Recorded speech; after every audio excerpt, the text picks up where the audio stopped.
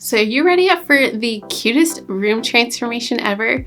Well, in today's video, I'm going to walk you from start to finish through my daughter's new big girl room and share with you the whole process from designing to implementing and show you the finished product. So if you're not familiar, we're in the process of a ton of room renovations right now. We're starting to get our house ready for baby to come, and one of those first things that we needed to do was to move my daughter into her new bedroom. That's because her old bedroom is actually going to be transformed into our nursery. Now, because she was getting her own new room, I really wanted to make this a special room for her. I wanted to make it a big thing since she's getting a big girl room, and wanted to design it in a way that's going to transition and grow with her. But before we dive into the room renovation, if you're new here, hey, I'm Lindsay with Organize to Save, and I'm here to help you get organized and be productive on a budget, as well as share some super fun DIYs and room renovations. Now, if you've been around here for long, you know that I am a planner. So I needed to come up with a plan first before we actually started working on this room. One of my favorite places to go for inspiration is obviously Pinterest, and I like to start off with one big thing that I know I want to implement into the room. That one big thing was this adorable scalloped paint detail that you see in the room. Now, as I start finding things that I like and inspiration, I like to save all the different images. I actually create a mood board. Now, I personally like to do this on my iPad in my digital planner, but you can do this a number of different ways. If you are using your iPad, a quick way to create a mood board is you want to get rid of all of the background noise in the different images that you like. So you're first going to start off with your inspiration image. Just go ahead, take a picture of it, and then I like to use this magic eraser app. What you're going to do is crop it down so that way you have a manageable size. And then there's two different tools that you can use.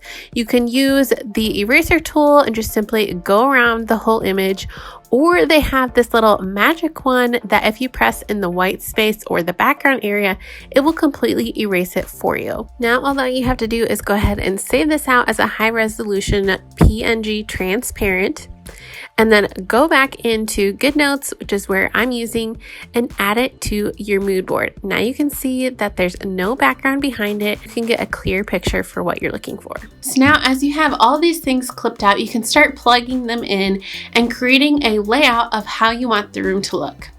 I actually took it a step further and did an actual sketch of how I wanted everything to look. That just visually helps me to be able to see my vision come to life, and also helped my husband as well, so he kind of was on the same page as me, as I had him help me with a lot of the projects in this room. Now, this room was previously his office and our guest bedroom, so we actually just had to kick him out, and we're still working on creating an office and guest room for him down in the basement. I'll be having a video coming out on that as well, so make sure you subscribe so you don't miss that. This room needed a lot of love as far as patching holes and painting, but I knew I was going to do this pink detail on the bottom part of the room. So the only part of the wall that I needed to paint the entire part was that green section that I had previously painted out for his office area. It saved me a lot of money because I didn't need to paint out the entire room white since I was already starting with a white base, but I wanted the top part of the room to have a nice crisp white, so I painted that out white. Now, for the super fun feature that I just think makes the room all together is this adorable scalloped pink. Now, I'll have details as to what colors we use and everything down in the description box below. Now, when I first came across this idea to do the scalloped feature, I had no idea how I was going to do this, but I really wanted to tackle it, and I am so glad I did. It was actually a lot easier than I thought it was going to be. First thing that you need to do is determine where on your wall you want that break to be. From there, just take a level, draw a straight line across all of your walls. And then I actually used a metal wreath frame that I found at the Dollar Tree.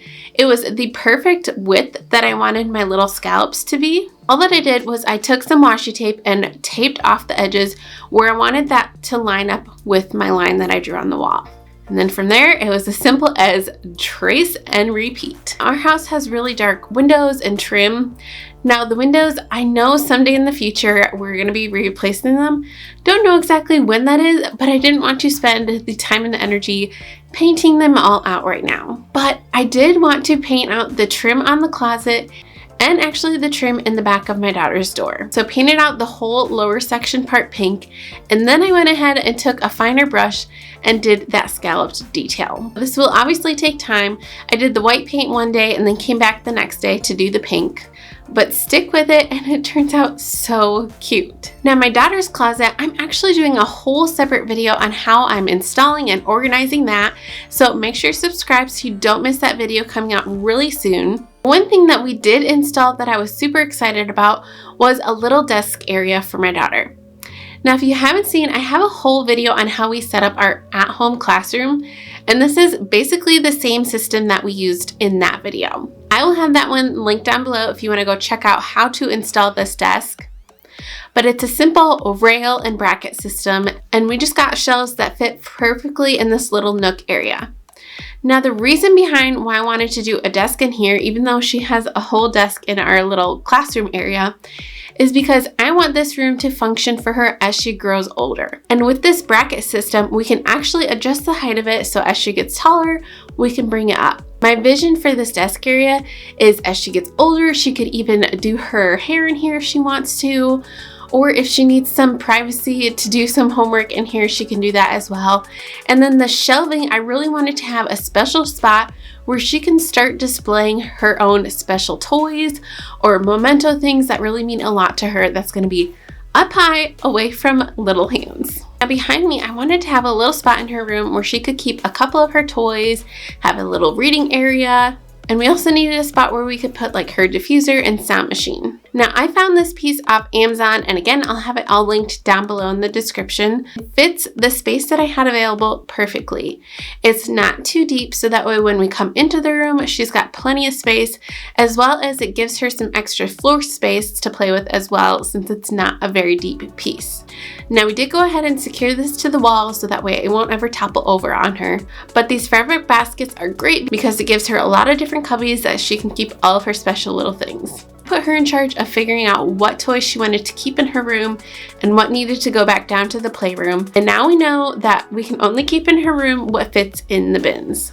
Now above it on the wall, I did a super fun DIY, which I'm actually coming out with a separate video on how to do this DIY, as well as a couple others that I'm doing for some of these other room renovations. But I will tell you, it involves things from the Dollar Tree and maybe something from takeout. I'd love if you can give a guess down in the comments below what you think I used to make this mirror. These little frames I simply picked up from the Dollar Tree. I want you to remember you do not have to spend an arm and a leg in order to make a space feel beautiful. Now, one of the more costly things that I was okay with spending a little extra on was to get some really long blackout curtains, because I don't know if your kids are anything like mine, but if she can see light, she thinks it's time to get up. Really nice to have these curtains to pull together at night, and she can sleep until it's time to get up. I invested in these. These were from Amazon. Curtain rods were also from Amazon. These are actually the same curtain rods that I used in our master bedroom. I love them so much that I got them again for her room. So I'd say a tip for you, if you're trying to figure out where to spend money on, think about what's important for you in the space. I know that for us, we need her to be able to actually sleep in this space, so having those blackout curtains was a must. I really wanted the extra tall ones because it actually makes the room feel so much bigger.